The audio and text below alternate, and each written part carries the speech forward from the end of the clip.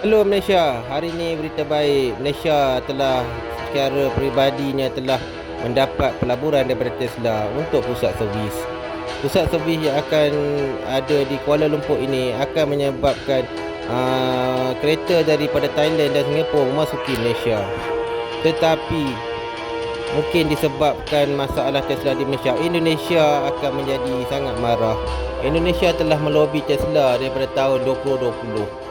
Tetapi Tesla ni dia tak janji apa-apa pada orang Indonesia. Masalahnya orang Indonesia yang overproud.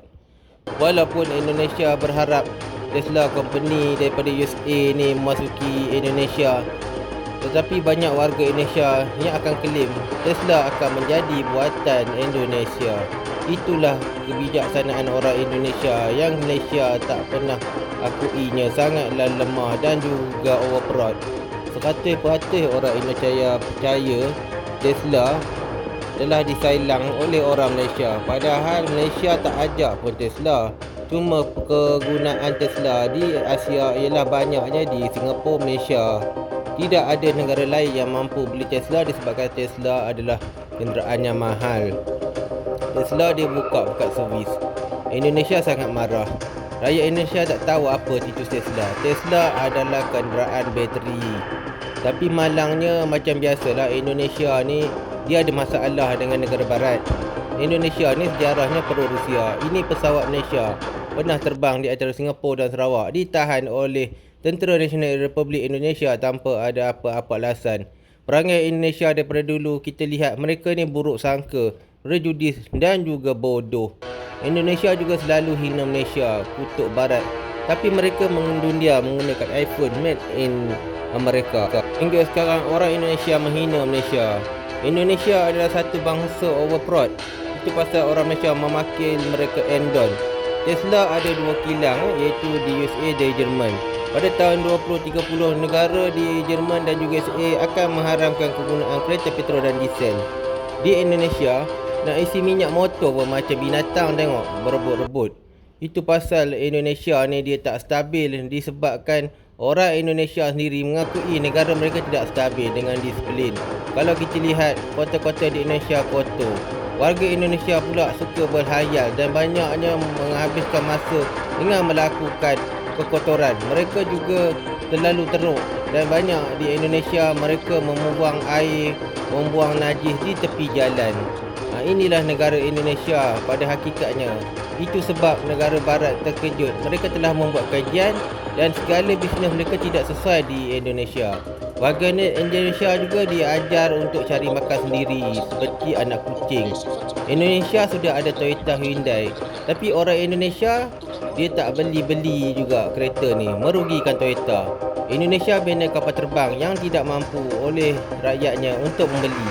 Inilah keadaan Indonesia. Pemuda Indonesia semuanya mau jadi Elvis, tapi pakai lagu Thailand dan mereka klaim dandut India adalah budaya Indonesia. Begitulah bahayanya dan perangkit penyakit Indonesia.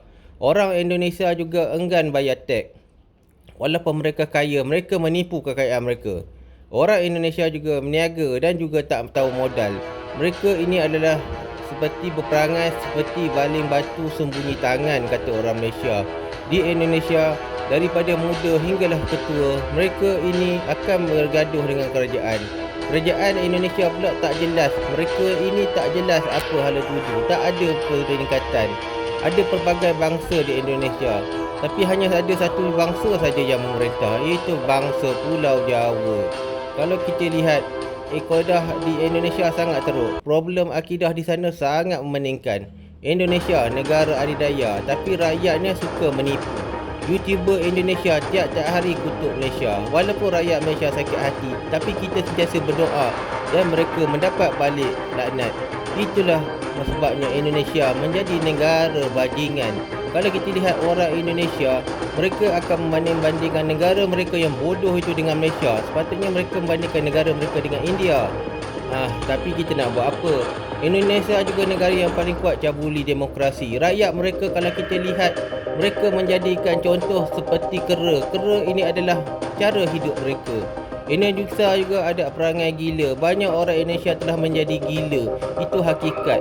Mereka gila kerana apa? Gaji mereka sedikit, semua harta bumi dirampas dan inilah Indonesia gila pada masa akan datang. Lain itu, orang Malaysia menganggap orang Indonesia adalah tiada akhlak dan kurang pendidikan. Projek sawit Malaysia di Indonesia juga diklaim milik Indonesia.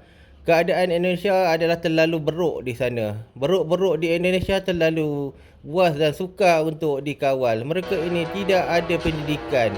Indonesia juga negara yang suka merasukkan kerosakan. Pada masa ini mereka telah menyokong Rusia untuk menyerang Ukraine. Produk Indonesia seperti Indomie menyebabkan rakyat Indonesia mati akibat kanser. Orang Indonesia juga adalah bodoh. Mereka kurus tapi mau lawan orang gemuk. Di Indonesia juga mereka telah melahirkan peliwat-peliwat ataupun pemangsa seperti Rehat Sinaga yang merogol ramai orang di London. Ini satu orang Indonesia yang paling dibenci sekarang. Budaya Indonesia juga suka menipu. Mereka telah menipu pelbagai tentang kejayaan mereka. Sebenarnya Indonesia adalah menggunakan budaya India. India juga telah mengakui bahawa Indonesia satu negara yang sangat jahat dan suka mencuri budaya India.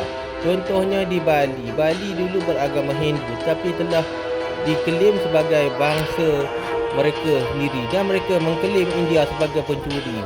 Itulah budaya menipu di dalam bangsa Indonesia. Selain itu, Indonesia tidak akan ada keamanan dan mereka akan merusuh sehinggalah kiamat.